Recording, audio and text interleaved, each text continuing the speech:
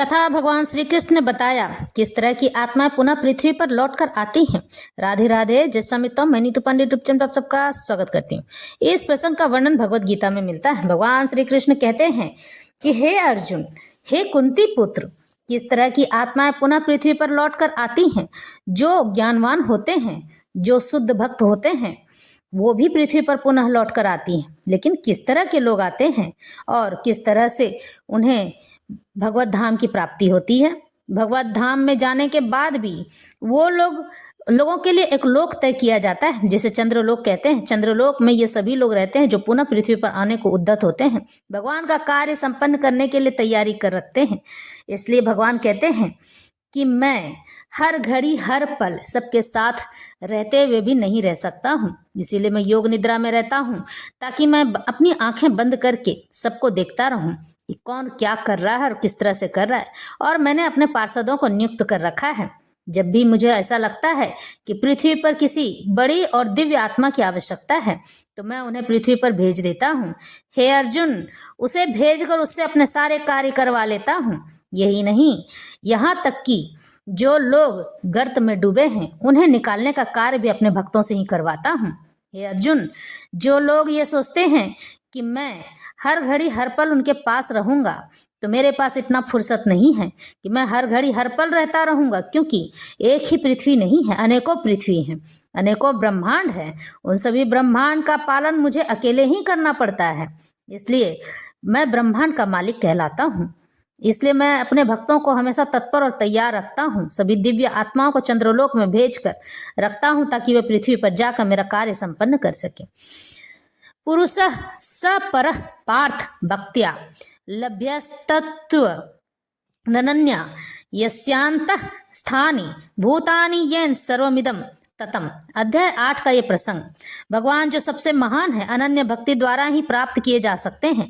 यद्यपि वे अपने धाम में विराजमान रहते हैं, तो भी वे सर्वव्यापी हैं, सब जगह देखते रहते हैं, सब जगह उपस्थित रहते हैं और उनमें सब कुछ स्थित है।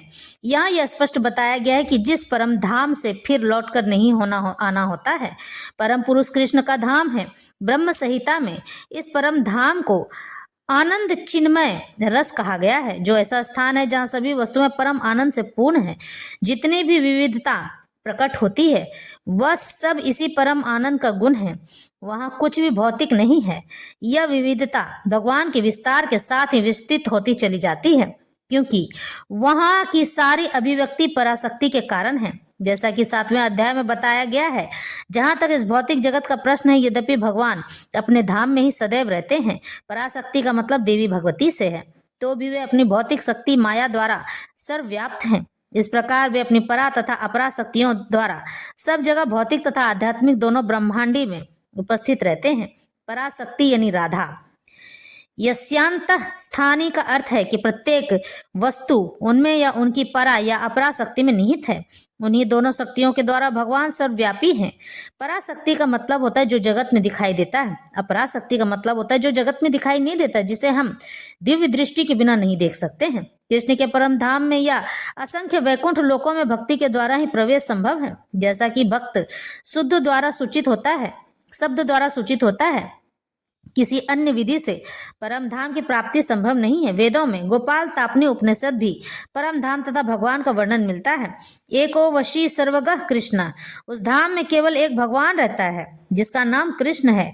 वह अत्यंत दयालु विग्रह है और एक रूप में स्थित होकर भी वह अपने को लाखों श्वासों में विस्तृत करते रहते हैं। वेदों में भगवान की उपमा उस शांत वृक्ष से दी गई है जिसमें नाना प्रकार के बहुत से प्रकार के फूल तथा फल लगे हैं और जिसकी पत्तियां निरंतर बदलती रहती हैं। वैकुंठ लोक की अध्यक्षता करने वाले भगवान के श्वास में चतुर्भुजी हैं और विभिन्न नामों में विख्यात हैं। पुरुषोत्तम, त्रिविक्रम, केशव, माधव, अनिरुद्ध, ऋषिकेश, संकर्षण, प्रद्युम्न, श्रीधर, वासुदेव, दामोदर, जनार्दन, नारायण, वामन, पद्मनाभ आदि। ब्रह्म संहिता में भी पुष्टि की गई है कि यद्यपि भगवान निरंतर परमधाम गोलोक वृंदावन में रहते हैं, लेकिन सर्वव्यापी हैं, सब जगह उपस्थित हैं, ताकि सब कुछ सुचारू रूप से चलता रहे। गोलोक एव निवत्सत्स खिलात्म भूता, वेदों में श्वेताश्वतर उपनिषद कहा गया है। परास्य शक्तिर्वीर विधि दैव श्रूयते,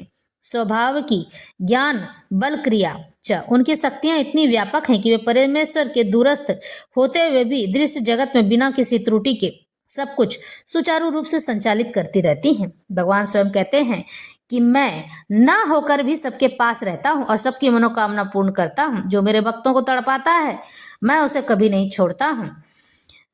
इस पर भरत श्रेष्ठ, अब मैं तुम्हें उन विभिन्न कालों को बताऊंगा जिनमें संसार में प्रयाण करने के बाद योगी पुनः इस पृथ्वी पर लौट आता है। यत्र काले त्वनावृत्ति मां वृत्तिम चैव योगिना प्रयाता यान्तिम तम कालम वक्ष्यामि भरत सर्भ। परमेश्वर के अनन्य पूर्ण शरणागत भक्तों की इसकी चिंता नहीं रहती है कि वे कब और किस तरह शरीर को त्यागेंगे। वे सब कुछ कृष्ण पर छोड़ दिया करते हैं और इस तरह सफलता पूर्वक प्रसन्नता से भगवान धाम को प्राप्त हो जाते हैं। लेकिन जो अनन्य भक्त नहीं है और कर्म योग, ज्ञान योग तथा हठ योग जैसी आत्म साक्षात्कार की विधियों पर आश्रित रहते हैं, उन्हें उस समय में शरीर त्यागना होता है जिससे वे आश्वस्त हो सकें कि इस जन्म मृत्यु वाले संसार में उनको लौटना होगा या नहीं। यदि योगी सिद्ध होता है तो वह इस जगत में शरीर छोड़ने का समय तथा स्थान चुन सकता है। यानी कि जो योगी अपने आप को ईश्वर को समर्पित कर देते हैं और भगवान को सिद्ध कर चुके होते हैं तो वह स्वयं चुन सकता है कि वह इस संसार में आएगा कि नहीं आएगा। उसकी इच्छा पर निर्भर करता है, भगवान उसकी इच्छा का मान करते हैं। लेकिन यदि वह इतना पटु नहीं होता है, यानी कि वहां तक नहीं पहुंच पाता है, ईश्वर तक नहीं पहुंच पाता है, तो उसकी सफलता उसके अचानक शरीर त्याग के संयोग पर निर्भर करती है। भगवान ने अगले श्लोक में ऐसे उचित अवसरों का वर्णन किया है कि कब मरने से कोई वापस नहीं आता है। आचार्य बलदेव विद्याभूषण के अनुसार यहाँ पर संस्कृत के काल शब्द का प्रयोग काल के अधिष्ठाता देव के लिए हुआ है। अग्निर्ज्योतितिरः शुक्ल सस्मासा उत्तरायणम तत्र प्रयाता गच्छन्ति ब्रह्मविदो जना। भगवान बता रहे हैं कि किस प्रकार के लोग पुनः पृथ्वी पर लौट कर आते हैं।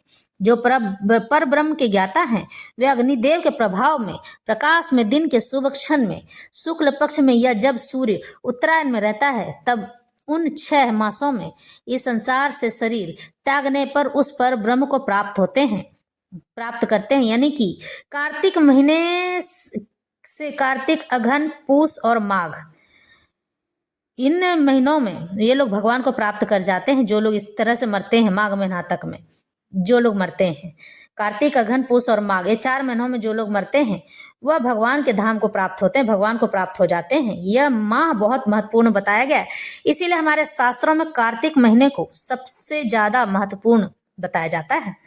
जब अग्नि, आकाश, दिन तथा पक्ष का उल्लेख रहता है तो यह समझना चाहिए कि इस सर्वों के अधिष्ठाता देव होते हैं जो आत्मा की यात्रा की व्यवस्था करते हैं। मृत्यु के समय मन मनुष्य को नवीन जीवन मार्ग पर ले जाता है। यदि कोई अकस्मात या योजना पूर्वक उपयुक्त समय पर शरीर त्याग करता है तो उसके लिए निर्विशेष ब्रह्म ज्योति प्राप्त कर पाना संभव होता है। यानी कि जो लोग भगवान को भज लेते हैं, सिद्ध कर लेते हैं, तो वो लोग अपने मर्जी से ईश्वर के पास पहुंच सकते हैं या फिर जन्म ले सकते हैं। योग में सिद्ध योगी अपने शरीर को त्यागने के समय तथा स्थान की व्यवस्था कर सकते हैं। अन्यों का इस पर कोई वश नहीं होता है। यदि संयोग वश वे शुभ मुहूर्त में शरीर त्यागते हैं तब तो उनको जन्म मृत्यु के चक्र में लौटना नहीं पड़ता है, अन्यथा उनके पुनरावर्तन की संभावना बनी रहती है, फिर से आने की लौटने की संभावना रहती है। लेकिन कृष्ण भावनामृत में शुद्ध भक्त के लिए लौटने का कोई भय नहीं रहता है, चाहे वह शुभ मुहूर्त में शरीर त्याग करे या शुभ क्षण में, चाहे अकस्मात शरीर त्याग करे या स्वेच्छापूर्वक। धूमो रात्रिस्तथा कृष्ण सन्मासा दक्षिणायनम तत्र चंद्रमसम ज्योतिर्योगी प्राप्य निर्वर्तते। जो योगी धुएं रात्रि कृष्ण पक्ष में या सूर्य के दक्षिणायन रहने के 6 महीनों में दिवंगत होता है वह चंद्रलोक को जाता है, किंतु वहां से पुनः पृथ्वी पर चला जाता है।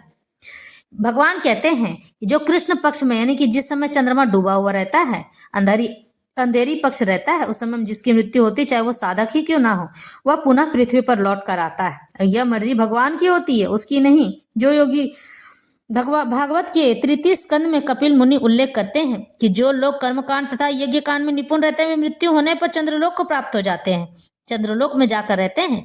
ये महान आत्माएं चंद्रमा पर लगभग 10,000 वर्षों तक देवों की गणना से रहती है और सोमरस का पान करते हुए जीवन का आनंद भोगती है। अंततो गत्वा वे पृथ्वी पर लौट आती हैं। इसका अर्थ यह हुआ कि चंद्रमा में उच्च श्रेणी के प्राणी रहते हैं, भले ही हम अपनी स्थूल इंद्रियों से न देख सकें, यानी बिना दिव्य दृष्टि के न देख पाते हैं। ऐसे इस तरह से भगवान हमें समझाते हैं कि किस तरह के लोग किस प्रकार से पृथ्वी पर लौट कर आते हैं, किस प्रकार मेरा काम करते हैं। आशा है यह भगवत की यह पंक्ति समझ आई होगी।